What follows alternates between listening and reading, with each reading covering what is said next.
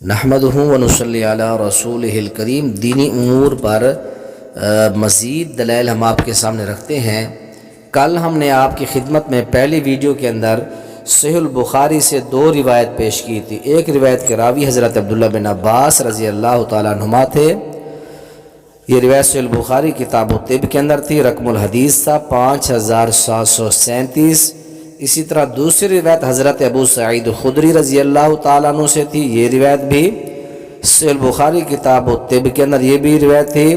تو امام بخاری رحمۃ اللہ علیہ نے اس کو اجارہ یعنی اجرت کے بیان کے اندر بیان کر کے امام بخاری رحمۃ اللہ علیہ نے دونوں روایتوں سے دم یا دینی امور پر اجرت کے اس بات ثابت کرنے پر یہ دونوں روایتیں پیش کی تھیں۔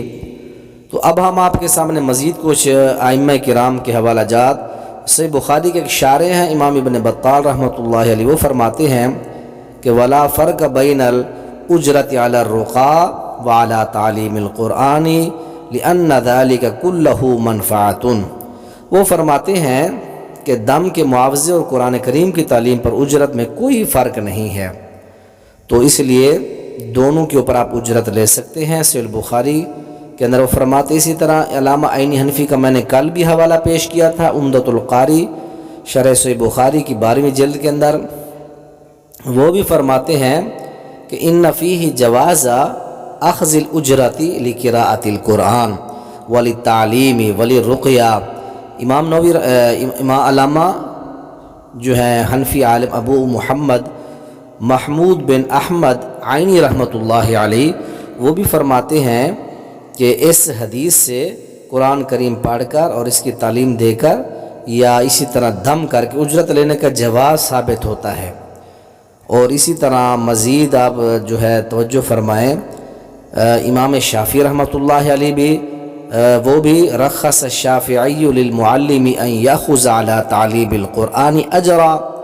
امام شافعی رحمۃ اللہ علیہ بھی رخصت کے قائل ہیں کہ امام صاحب جو قرآن پڑھاتے ہیں وہ بھی اجرت لے سکتے ہیں، اور امام ترمذی رحمۃ اللہ علیہ نے اس کو حدیث نمبر 2063 کے اندر اس کو بیان کیا ہے۔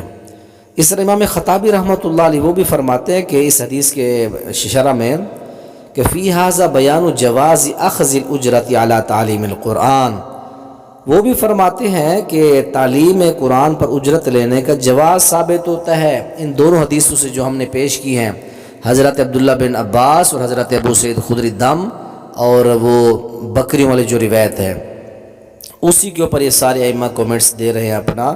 یہ امام خطابی معالم السنن کے اندر 3 جلد اور صفحہ 101 پر فرماتے ہیں۔ اس طرح امام ابن حبان رحمۃ اللہ علیہ نے بھی یوں اپنی کتاب کے اندر باب قائم کیا ہے، صحیح ابن حبان کے اندر حدیث نمبر 5146 کے اندر باب قائم کرتے ہیں کہ ذکر و اخباری عن اباحت الاجرات علی الکتاب عز وجل۔ وہ فرماتے ہیں کہ کتاب اللہ پر اجرت لینے کے جواز پر دلالت کرنے والے حدیث کا بیان، یعنی امام ابن حبان رحمۃ اللہ علیہ بھی تعلیم قرآن کے جواز کے قائل ہیں، اجرت کے قائل ہیں۔ اسی طرح امام ابن حزم رحمۃ اللہ علیہ محلہ کے اندر وہ بھی کہتے ہیں کہ والاجارۃ جائزۃ علی تعلیم القرآن وعلی تعلیم العلم مشاہرۃ وجملۃ وکل ذالک جائز۔ امام ابن حزم محلہ کے اندر فرماتے ہیں بھئی قرآن پڑھانا دم اس کے اوپر جو ہے وہ اجرت وغیرہ جائز ہے۔ تو اسی طرح امام بہقی رحمۃ اللہ علیہ وہ بھی ایک باب قائم کرتے ہیں سنن الکبریٰ کے اندر، باب اخذ الاجر علی کتاب اللہ، کتاب اللہ پر اجرت لینے کا بیان، یعنی یہ بھی اس چیز کے قائل ہیں۔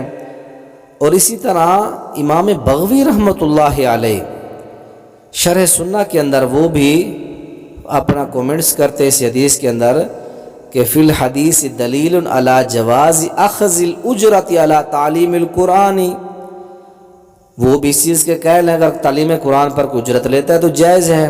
امام نووی رحمۃ اللہ علیہ انہوں نے کتاب مسلم کی شرح لکھی المنہاج، اس کے اندر وہ بھی اس چیز کے قائل ہیں کہ بکریاں لے کے آئے تھے صحابہ، اگر بکریاں لے کر آئے اور آپس میں تقسیم کر دی، یجوز اخذ الاجرت علی الرقیۃ بالفاتحۃ، یہ چیز انہا حلال لا کراہت فیہا، اس چیز کے اندر کوئی کراہت نہیں ہے، اگر کراہت ہوتی تو اللہ کے نبی واپس لوٹا دیتے۔